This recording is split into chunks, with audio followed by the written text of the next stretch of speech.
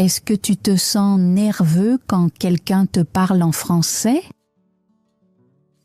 Tu veux répondre, mais ton esprit devient soudainement vide. Tu oublies les mots, tu ne sais pas quoi dire. Et puis le moment est passé. Ce n'est pas grave, tu n'es pas seul. Aujourd'hui, je vais t'aider à parler de manière simple et naturelle pendant les petites conversations. Pas avec une grammaire difficile ou de longues phrases, mais avec des phrases réelles que tu peux utiliser tous les jours. Pas à pas, une phrase à la fois, tu vas gagner en confiance. Laisse-moi te poser une question. Est-ce que tu bloques pendant les petites conversations? Beaucoup d'apprenants le font. Chapitre 1. Pourquoi les petites conversations sont importantes? Tu étudies le français, tu apprends la grammaire, tu connais beaucoup de mots. Mais quand quelqu'un te parle, tu bloques. Ton cœur bat vite, ton esprit est vide. Tu veux parler, mais rien ne sort. Tu souris, mais tu ne dis rien. Puis la conversation se termine. Plus tard, tu te sens mal et tu penses « Pourquoi je n'ai pas pu parler ?» C'est très courant. Le problème, ce n'est pas la grammaire, ce n'est pas un grand vocabulaire. Le vrai problème, ce sont les petites conversations. Les petites conversations ont l'air faciles, mais ce n'est pas le cas. Elles sont rapides et naturelles. Les gens parlent vite, ils n'attendent pas. Ils ne parlent pas comme des professeurs en classe. C'est pour ça que ça fait peur. Mais voici la vérité. Les petites conversations sont très importantes. C'est la première étape vers le vrai français. Réfléchis un peu. Comment les gens se font des amis? Comment commencent-ils une conversation? Avec des petites conversations. Un simple « salut », un sourire ou une question courte comme « Comment s'est passée ta journée ?» Ces petits moments aident les gens à se connecter. Quand les gens aiment parler avec toi, ils parlent plus. Et quand tu parles plus, ton français s'améliore. Donc, si tu veux bien parler français, commence par les petites conversations. Laisse-moi te raconter une petite histoire. Il y avait une étudiante qui s'appelait Léna. Elle m'a dit « Je comprends le français, mais je ne peux pas parler. » Je lui ai demandé « Qu'est-ce que tu fais quand quelqu'un te dit bonjour ?» Elle a souri et a dit « Je souris et ensuite je m'en vais. » Nous avons commencé avec une phrase simple « Salut, ça va ?» Elle l'a pratiqué plusieurs fois. D'abord avec moi, puis avec ses camarades de classe, puis avec des gens dehors. Un jour, elle est revenue en souriant. Elle a dit « J'ai parlé avec quelqu'un dans le train. » C'était sa première vraie conversation. Aujourd'hui, elle enseigne le français à d'autres. Cela montre quelque chose d'important. Tu n'as pas besoin d'un français parfait. Tu as juste besoin de commencer. Alors, ne t'inquiète pas des erreurs. Ne t'inquiète pas si tu oublies des mots. Essaie simplement. Les petites conversations ne sont pas faites pour être parfaites. Elles servent à se connecter avec les gens. Chapitre 2. Comment dire bonjour naturellement. Commençons par la chose la plus simple, dire bonjour. Ça a l'air facile, non? Il suffit de dire bonjour ou salut. Mais dans la vraie vie, cela peut être difficile. Quand quelqu'un te dit « salut », ton cerveau peut paniquer. Tu penses « qu'est-ce que je dois dire après » ou « est-ce que je vais paraître bizarre ?» Cela arrive parce que beaucoup d'apprenants apprennent seulement le français des manuels. Par exemple, « Bonjour, comment allez-vous » ?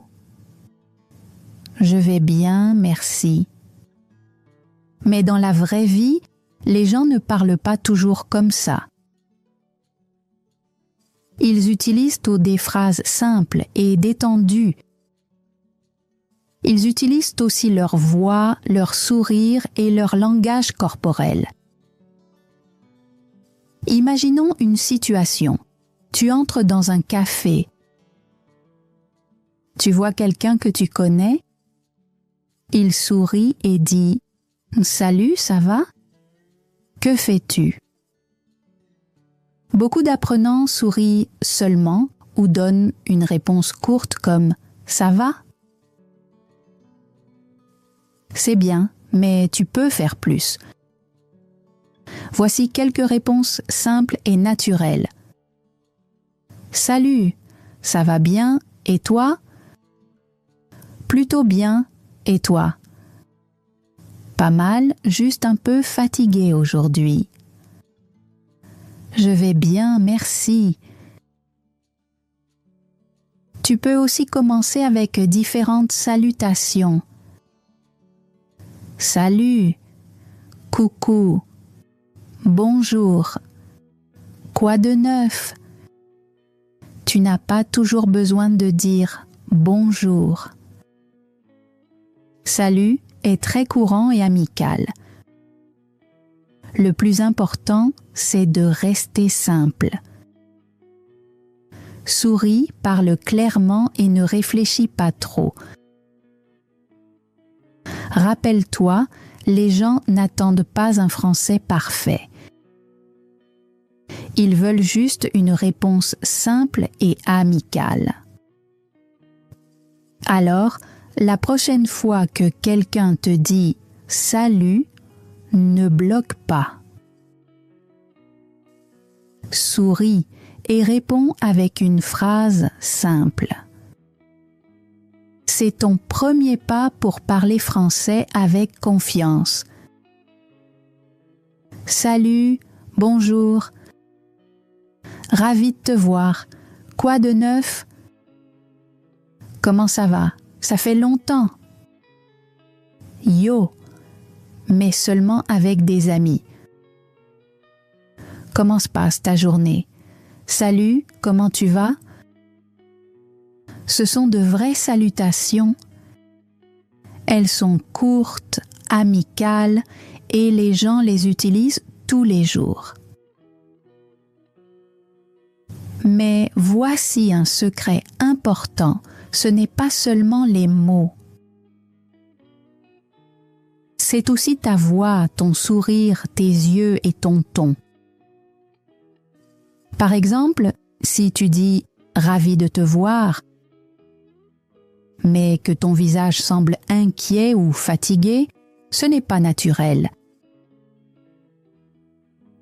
Mais si tu le dis avec un petit sourire, cela devient chaleureux et sincère. Les gens remarquent ton énergie. Alors ne pratique pas seulement la phrase, pratique aussi le ressenti. Laisse-moi te raconter une petite histoire. Mon élève, Amir, était très timide.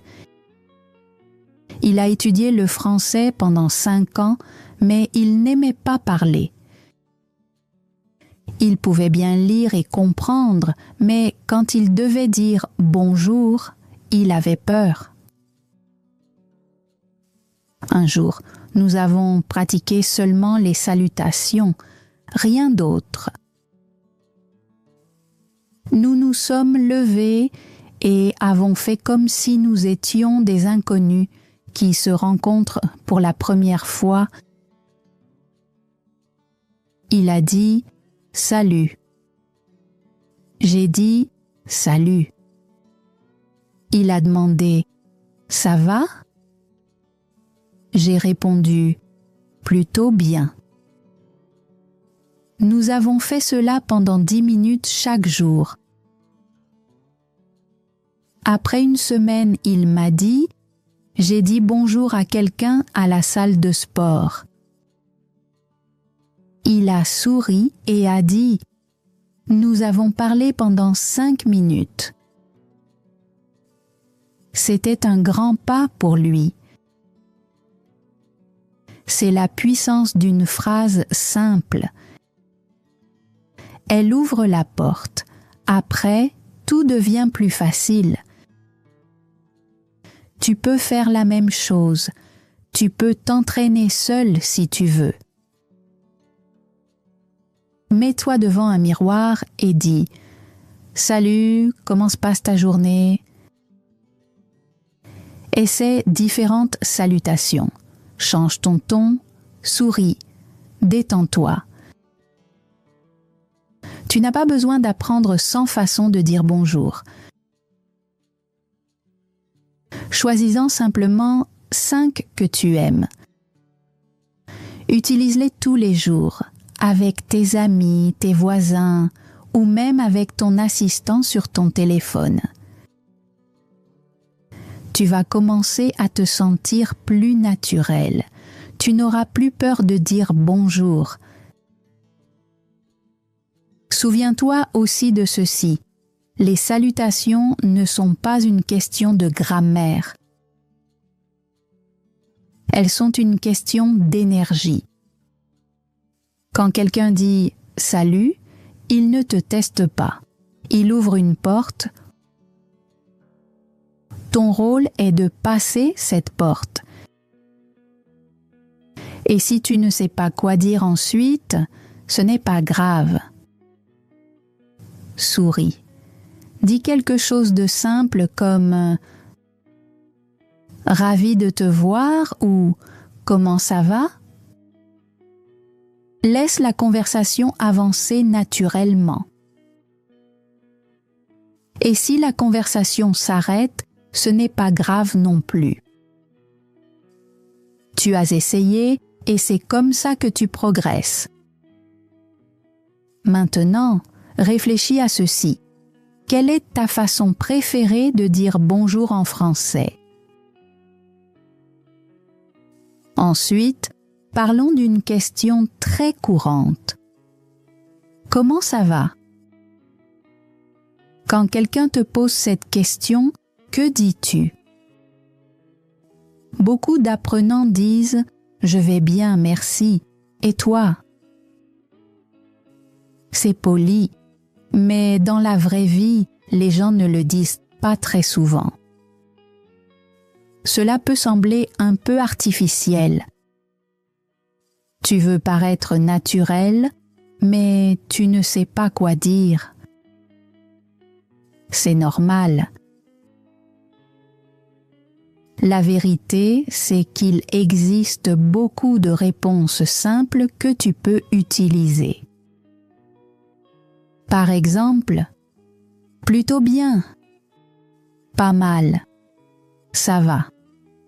Comme d'habitude. Un peu fatigué. Ça va bien, merci. Ça pourrait aller mieux. Je ne peux pas me plaindre. Ces réponses sont faciles et naturelles. Les gens les utilisent tous les jours. Tu n'as pas besoin d'être parfait, tu dois juste être naturel. Laisse-moi te parler d'une autre étudiante, Maria. Elle disait toujours « Je vais bien, merci » avec une voix très douce. On aurait dit qu'elle répondait à une question d'examen. Un jour, je lui ai demandé « Comment tu vas vraiment ?» Elle a réfléchi un moment, puis elle a dit « Je suis fatiguée, je n'ai pas bien dormi. » Je lui ai dit « C'est parfait, ça c'est du vrai français. » Après ça, elle a commencé à parler plus honnêtement.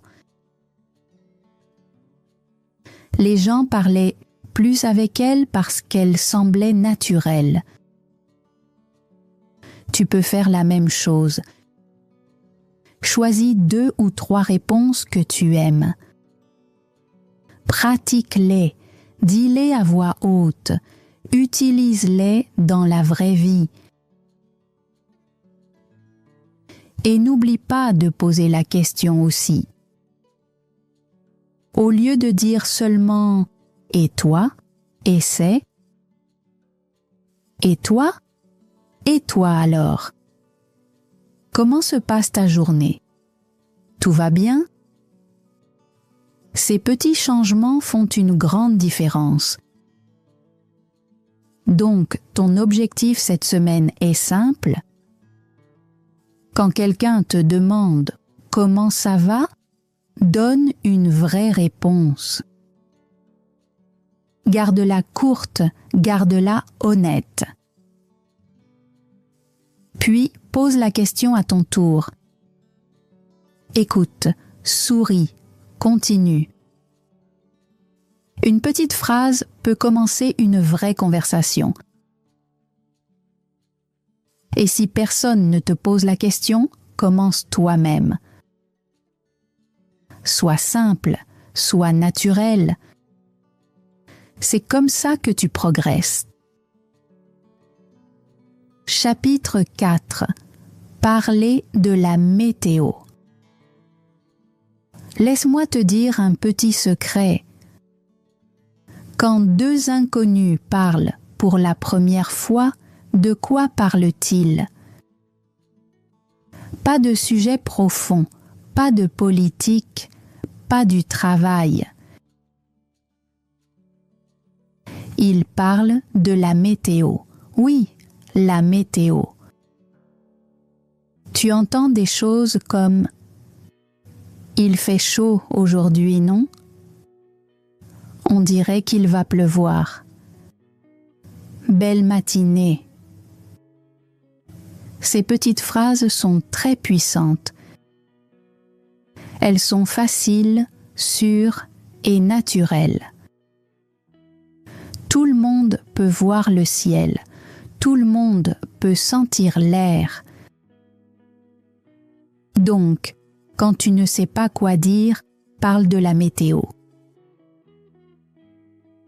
Beaucoup d'apprenants pensent que ce n'est pas important.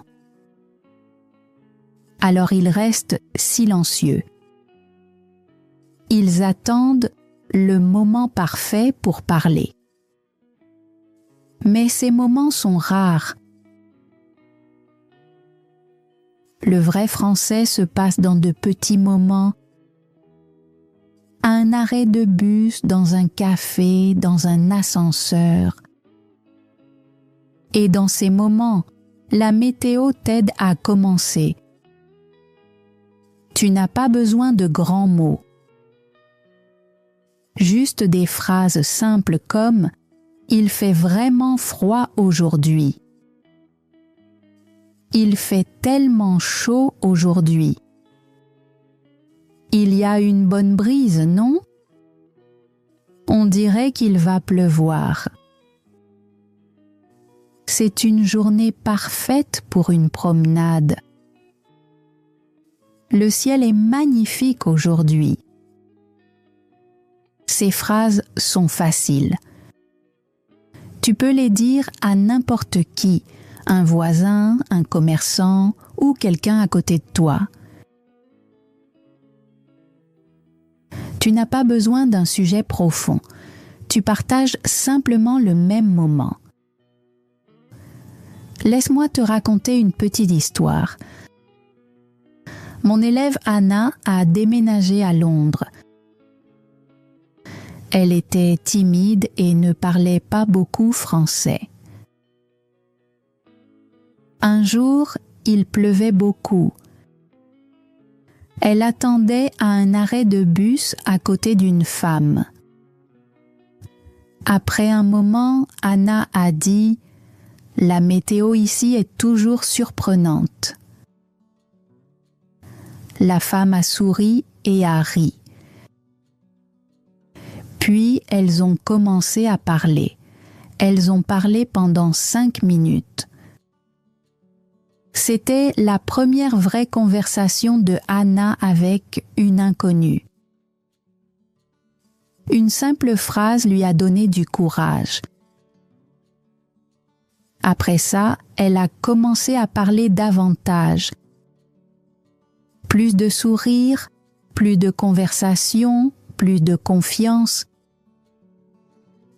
Tu peux faire la même chose. Regarde dehors.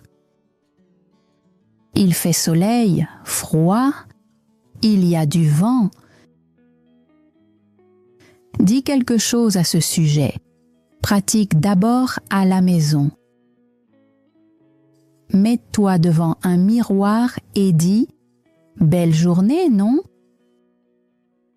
Souris quand tu le dis. Détends-toi. Ensuite, essaie dehors. Dis-le à quelqu'un.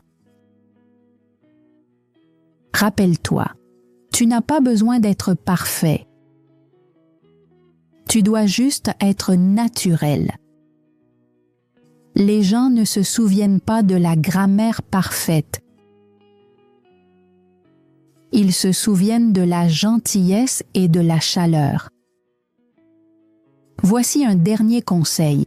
Si tu es timide, entraîne-toi seul.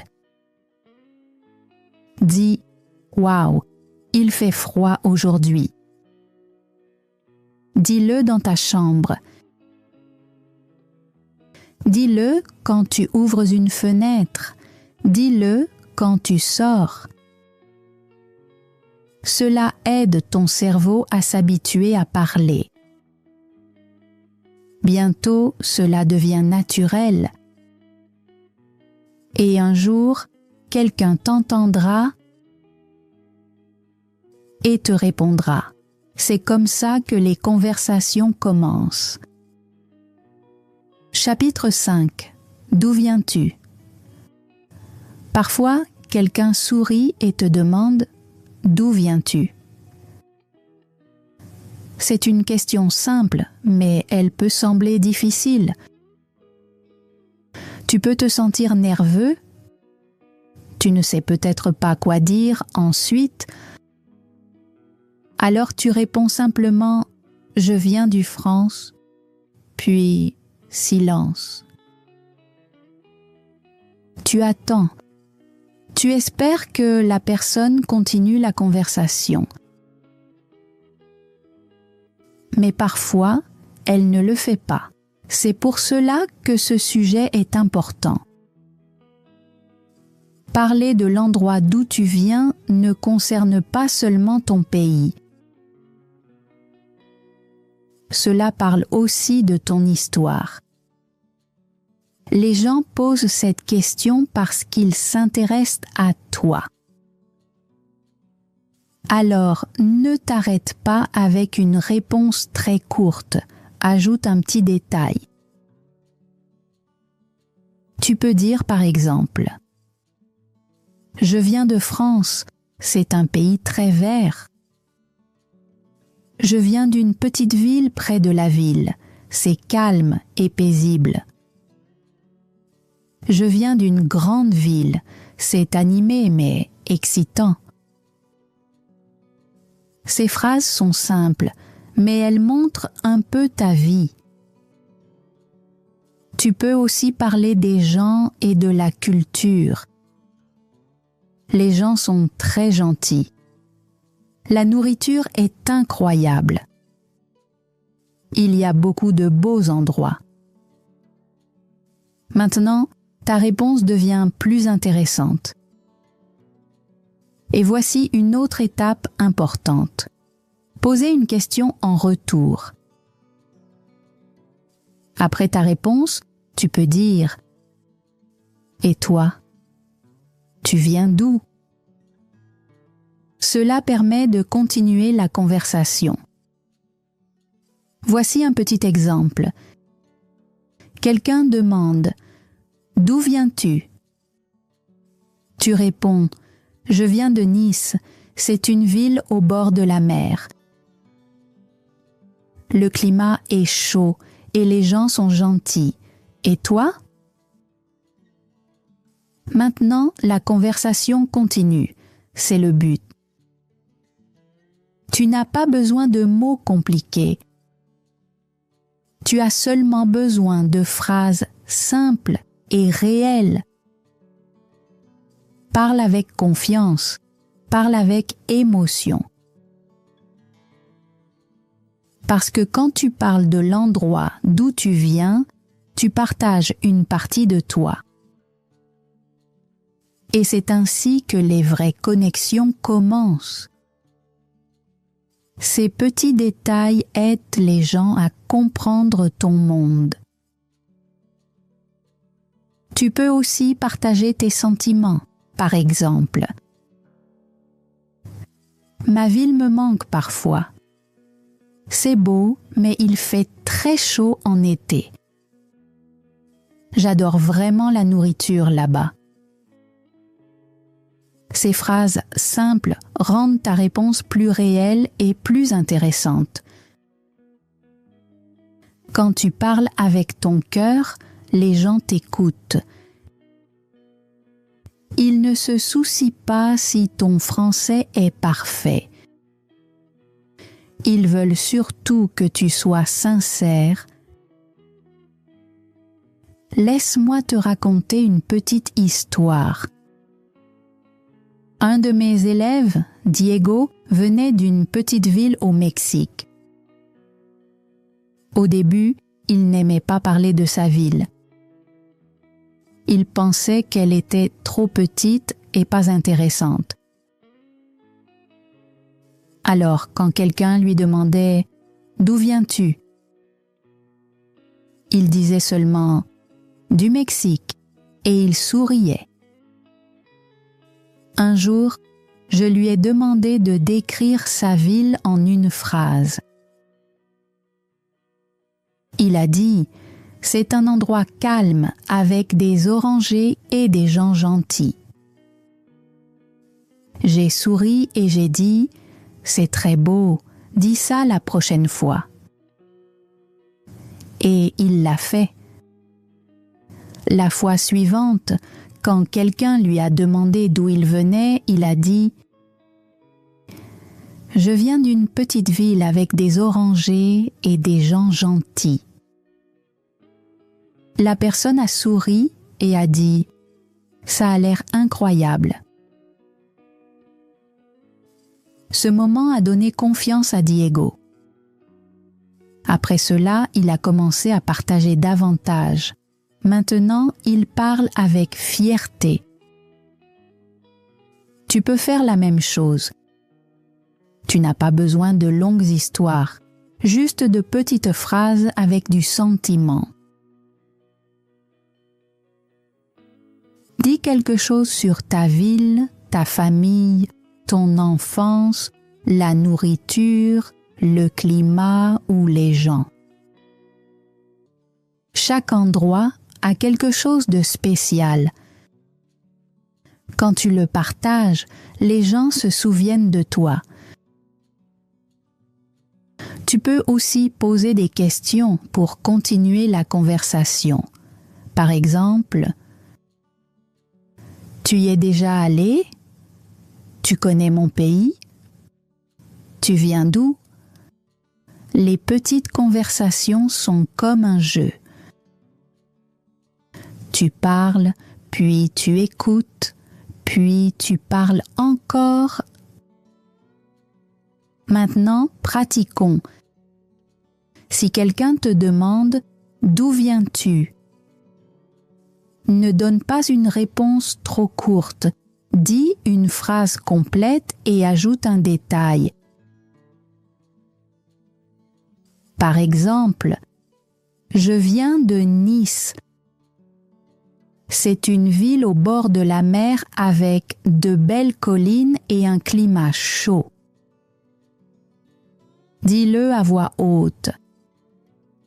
Ne t'inquiète pas trop de la grammaire. Concentre-toi simplement sur le fait d'être naturel. Tu partages ton histoire et c'est quelque chose de spécial. Chapitre 6. Que fais-tu dans la vie? C'est l'une des questions les plus courantes en français. Quelqu'un demande « Que fais-tu dans la vie ?» La personne veut savoir quel est ton travail ou tes études. Elle ne te juge pas, elle est simplement curieuse. Mais beaucoup d'apprenants se sentent nerveux quand ils entendent cette question. Tu peux penser « Qu'est-ce que je dois dire ?» Et si je n'ai pas de travail? Comment expliquer mon travail? Ne t'inquiète pas, c'est plus facile que tu ne le penses. Tu n'as pas besoin de mots compliqués. Tu as seulement besoin de phrases simples et honnêtes. Commençons avec des réponses simples. Si tu as un travail, tu peux dire « Je suis professeur, je travaille dans un hôpital, je travaille dans un magasin, j'ai une petite entreprise, je travaille dans un restaurant. » Si tu es étudiant, tu peux dire « Je suis étudiant, j'étudie le français, j'apprends en ligne. Je prends des cours du soir. » Si tu ne travailles pas en ce moment, tu peux dire « Je cherche un travail. Je prends une pause. Je reste à la maison avec ma famille. J'aide à la maison. » Ces réponses sont simples et polies. Une seule phrase suffit. Tu n'es pas dans un entretien d'embauche, tu as simplement une conversation normale. Maintenant, voici un petit secret. Ajoute un petit détail. Par exemple, « Je suis professeur, je travaille avec de jeunes enfants. Je suis étudiant, j'étudie le design graphique. Je travaille dans un magasin, j'aime parler avec les clients. Je cherche un travail. Avant, je travaillais dans le service client. Je reste à la maison avec mon bébé, elle a 1 an. » Ce petit détail rend ta réponse plus intéressante. Il aide l'autre personne à mieux te comprendre. Et il lui donne quelque chose à dire ensuite. C'est comme ça que les conversations continuent. Laisse-moi te parler d'un autre étudiant, Karim. Il travaillait comme agent de nettoyage dans la ville. mais il se sentait timide de dire cela en français. Il pensait que les gens allaient le juger. Alors quand quelqu'un lui demandait « Que fais-tu dans la vie ?» il répondait « Rien de spécial ». Un jour, je lui ai demandé « Que fais-tu vraiment ?» Il a dit « Je nettoie des bureaux la nuit. C'est un travail difficile, mais j'écoute du français pendant que je travaille. » J'ai souri et j'ai dit « C'est super, c'est réel, dis ça. » La fois suivante, quand quelqu'un lui a posé la question, il a dit « Je nettoie des bureaux la nuit et j'écoute du français pendant que je travaille. » La personne a souri et a dit « C'est impressionnant. » À partir de ce jour-là, Karim s'est senti plus confiant. Il a arrêté de se cacher. Il a commencé à partager. Tu peux faire la même chose. Ton travail, tes études, ta vie quotidienne, tout cela est important. Dis-le simplement, dis-le honnêtement. Parce que les petites conversations ne sont pas faites pour être parfaites. Elles servent simplement à être vraies. Ne crains pas ta réponse. Peu importe si tu travailles, si tu étudies, si tu te reposes ou si tu aides à la maison. Ton temps est important, ta journée a du sens. Quand tu parles honnêtement, les gens te respectent.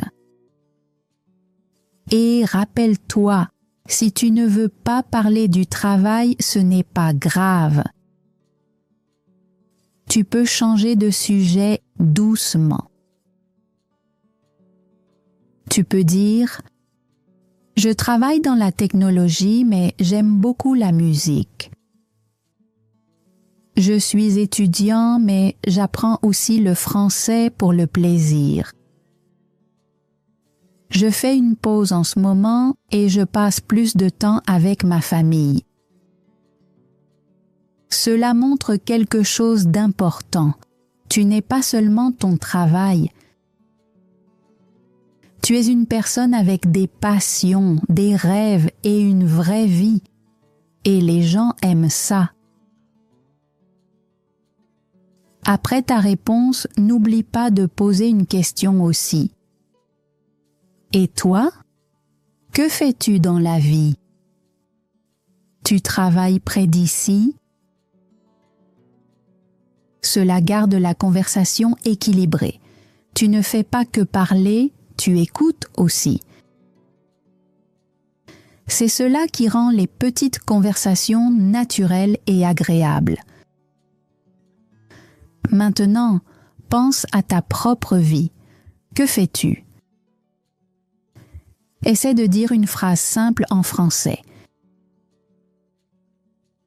Ajoute un petit détail. Dis-la à voix haute. Entraîne-toi devant un miroir. Répète-la jusqu'à ce que cela devienne facile. Cette phrase est ton histoire. Cette phrase te donne de la confiance. Chapitre 7. Qu'as-tu fait ce week-end? C'est lundi matin, tu arrives en classe ou au travail, ou peut-être que tu rencontres quelqu'un dehors. La personne sourit et demande « Comment était ton week-end » ou « Qu'as-tu fait ce week-end » Et soudain, ton esprit devient vide. Tu sais ce que tu as fait. Peut-être que tu es resté à la maison, peut-être que tu as fait le ménage, Peut-être que tu as regardé quelque chose, mais les mots en français ne viennent pas. Tu souris et tu dis « rien de spécial » et le moment disparaît. Ce n'est pas grave, cela arrive à beaucoup d'apprenants. Mais aujourd'hui, nous allons régler cela étape par étape. Parler du week-end est très courant en français. Les gens posent cette question pour commencer une conversation. Ils n'attendent pas une longue réponse. Ils veulent simplement créer un lien. Alors quand tu apprends à répondre, tu te sens plus confiant. Commençons avec des réponses simples. Si ton week-end était calme, tu peux dire « C'était bien, je suis resté à la maison. Très tranquille, je me suis juste reposé. Pas grand-chose, j'ai regardé la télé. J'ai fait un peu de ménage. Rien de spécial, je me suis simplement reposé. » Ces phrases sont naturelles et faciles. Tu n'as pas besoin de faire quelque chose d'excitant. Se reposer fait aussi partie de la vie. Tu peux aussi ajouter un petit détail. Je suis resté à la maison et j'ai regardé un film. Je me suis reposé avec ma famille. J'ai cuisiné quelque chose de bon. Ces petits détails rendent ta réponse plus intéressante. Si tu as fait quelque chose d'amusant, tu peux dire « Je suis allé au parc. J'ai regardé un film avec un ami. Nous avons fait un barbecue. J'ai rendu visite à mes grands-parents. Je suis allé faire du shopping. » Tu peux aussi ajouter un petit détail. J'ai regardé un film avec ma sœur. C'était drôle. Nous sommes allés à la plage. Le temps était parfait. Les petites conversations consistent simplement à partager de petits moments. Laisse-moi te raconter une histoire. Mon élève Nyaka se sentait nerveuse chaque lundi. Son professeur demandait toujours ce qu'elle avait fait pendant le week-end et elle ne savait pas quoi dire. Elle m'a dit « Je me sens stupide ». Je lui ai répondu « Tu n'es pas stupide, tu as juste besoin de pratiquer ». Alors nous avons fait un plan simple. Chaque week-end, elle écrivait 3 choses qu'elle avait faites. Par exemple, j'ai fait des pancakes.